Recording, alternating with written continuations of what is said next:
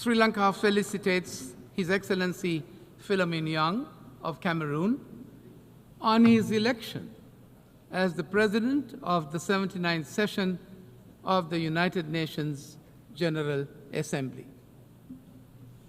Mr. President, against the background of global turmoil, setbacks and transformations, the aspirations of this year's Assembly for a better global future resonate with those of the people of Sri Lanka.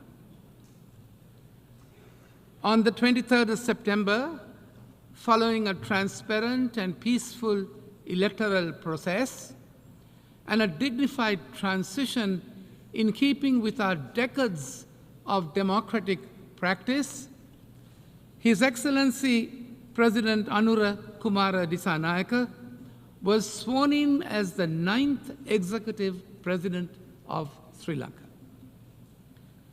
The people of Sri Lanka have vested in him the mandate to realize the people's aspirations for the future and to build a sustainable foundation for future generations.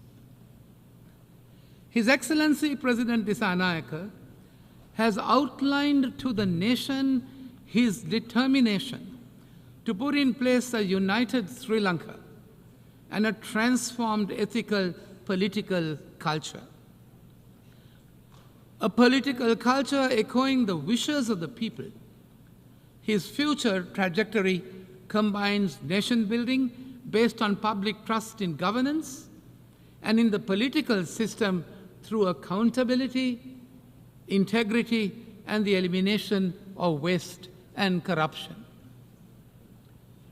In the words of His Excellency President Anura Kumara Dissanayake, quote, "We are launching a unified Sri Lankan nation that respects diversity, fully ending an era of division based on race, religion, caste, and class." Close quotes. In order to achieve these objectives, the government has recognized that it is crucial to reinforce stability and confidence in the economy and stimulate growth. The government will work within commitments to reach macroeconomic stability through the framework of international financial institutions and in negotiations with sovereign and private external stakeholders. The government is acutely aware of the hardships that have been faced by the people in the process of economic transition.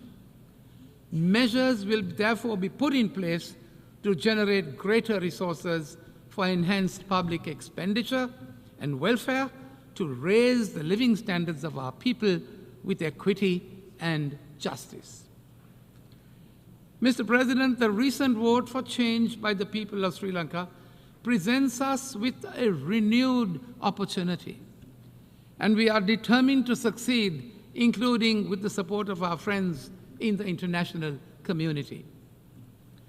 Mr. President, despite our consensus on the pact of the future, this year's UNGA takes place at a moment of profound global crisis on multiple fronts.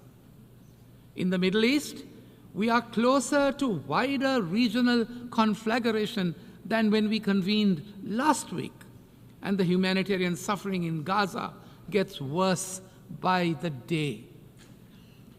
The achievements of the SDGs now appears beyond our reach, and we are off target on the Paris climate goal to limit the temperature increase to 1.5 degrees centigrade above pre-industrial levels.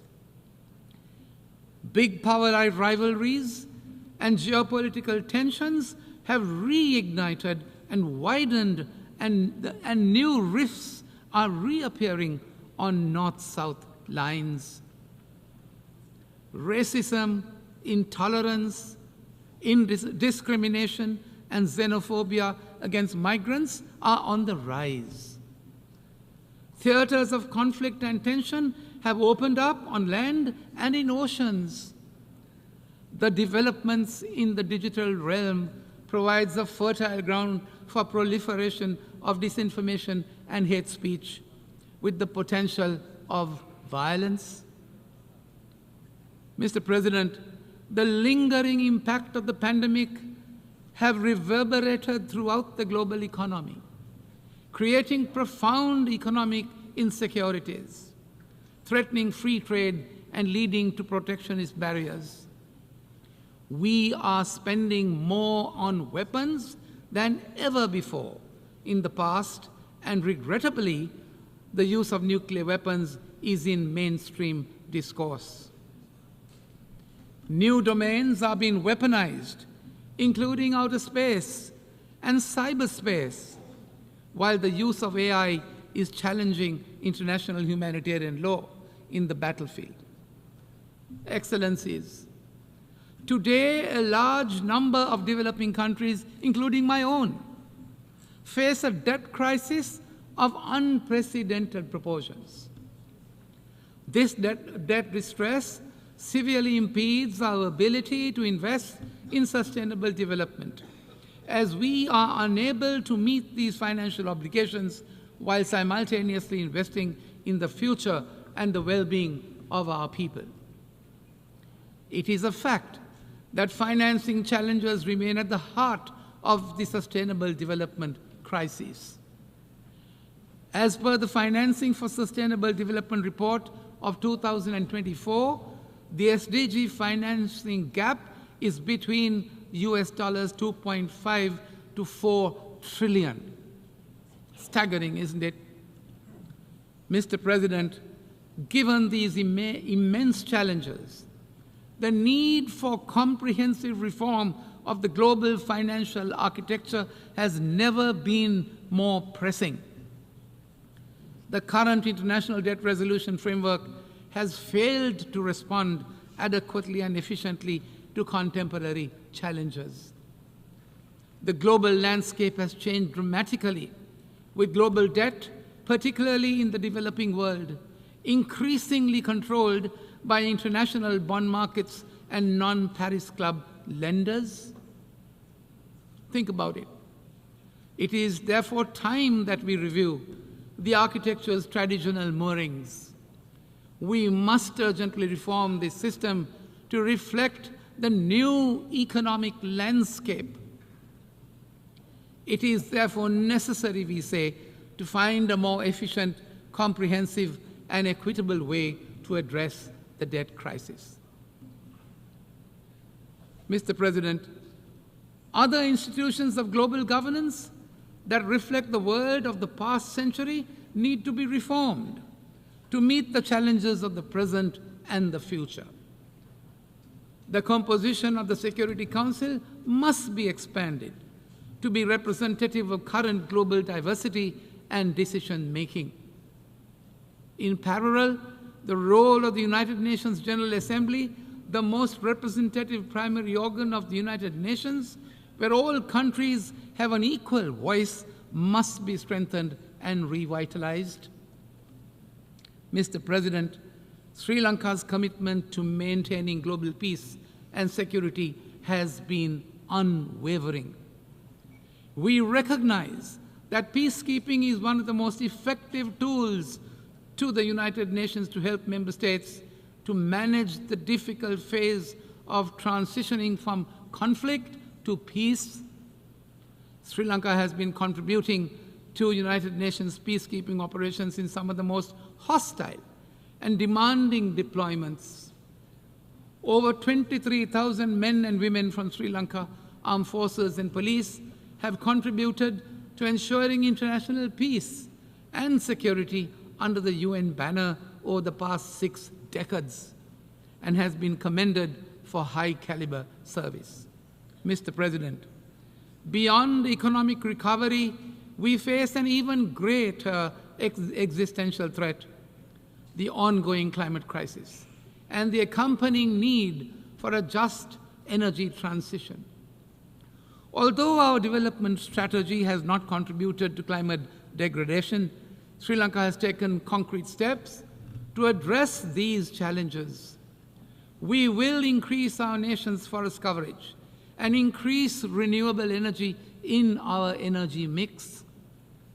It is time for developed countries, Mr. President, to fulfill their obligations and assume their fair share of responsibilities under the principle of common but differentiated responsibilities.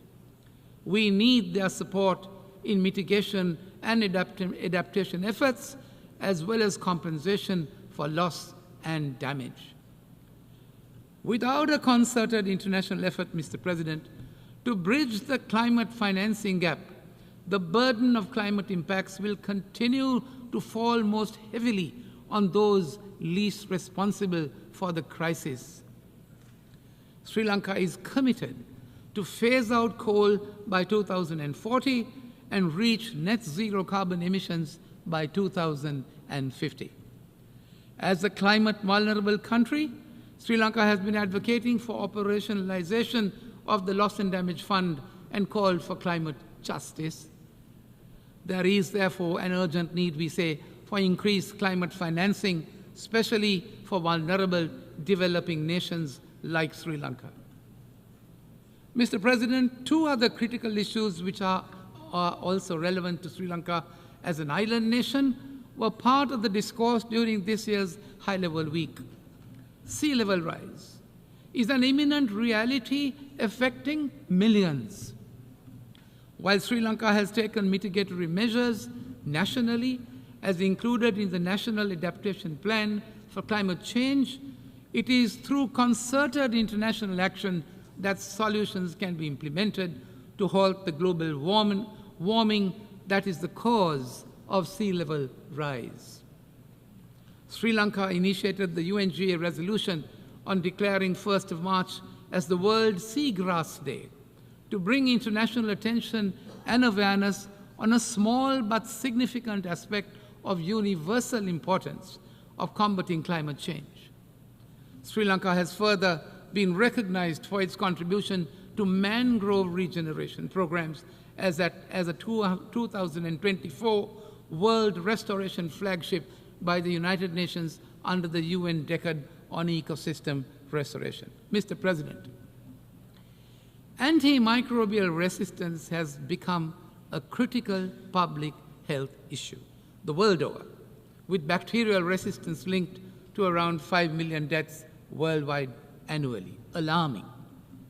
AMR, if not contained, has the potential to spiral into a development issue, as well with life expectancies declining worldwide.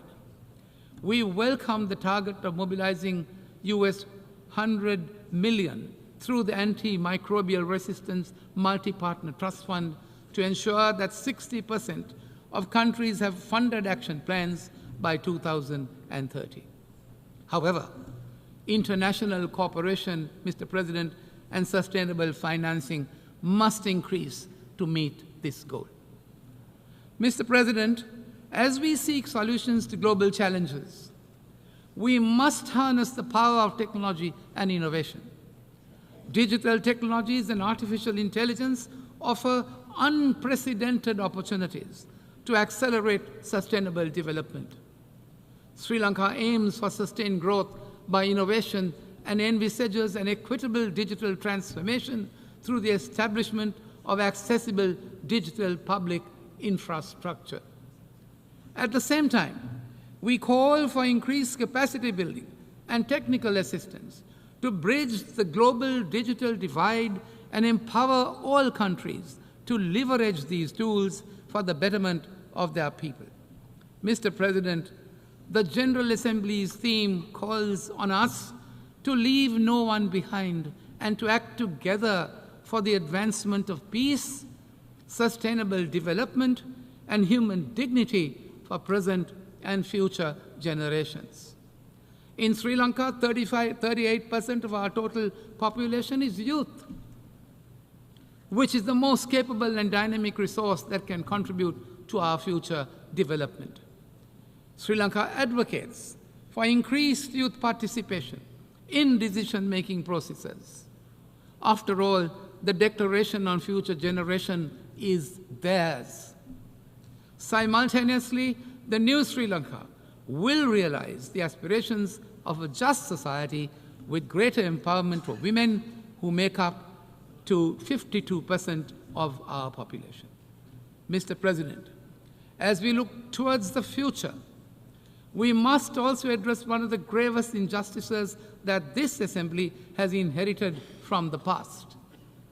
Sri Lanka has repeatedly voiced its concern over the dire humanitarian situation in the occupied Palestinian territories. We reiterate our support for the recognition of the legitimate and inalienable right of the Palestinian people to statehood and join the call for a two-state solution based on the 1967 borders in line with all UN resolutions. As a country, Mr. President, that has suffered separatist terrorism for decades, we condemn the terrorist attacks in the Middle East and elsewhere in the world. Sri Lanka calls for complete and unconditional lifting of all unilateral coercive measures imposed against any country, as they hinder free trade, right to development, and have unintended humanitarian consequences. Mr. President, as an island country, we are concerned about the present environmental and geopolitical aspects relating to the oceans.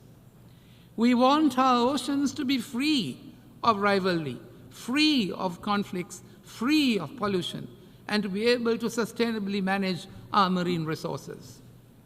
The UNCLOS, with its cohesive and universal nature, provides us with a say in shaping the global maritime system. Sri Lanka remains committed to the balance and collaboration embedded within the treaty, enabling freedom of navigation and sustainable use of the oceans, respecting the sovereignty of the coastal states. Mr. President, we must recognize that global challenges demand global solutions. In our interconnected world, no country can solve these complex problems in isolation. We must strengthen our international institutions, enhance knowledge sharing, and foster strong relationships. We must work together equitably, ensuring all voices are heard in shaping our shared future. It is encouraging, I say, that several developing countries are on the cusp of becoming the leading economies of tomorrow. We must bolster South-South cooperation to foster economic growth, social progress, and sustainable development among us. However, South-South cooperation is not a substitute, we appreciate, for the responsibilities of the Global North as set out in the Addis Ababa Action Agenda and the Paris Agreement. Mr. President, in conclusion, as Sri Lanka embarks on a path of national unity, ethical governance, and economic recovery, and growth with justice and equity under a new leadership, we reiterate our commitment to multilateral cooperation in pursuit of peace, of prosperity, and of sustainability. We must harness the power of international solidarity, my dear friends, to confront the interconnected challenges before us, as well as to explore durable solutions to the generations to come. I thank you, Mr. President.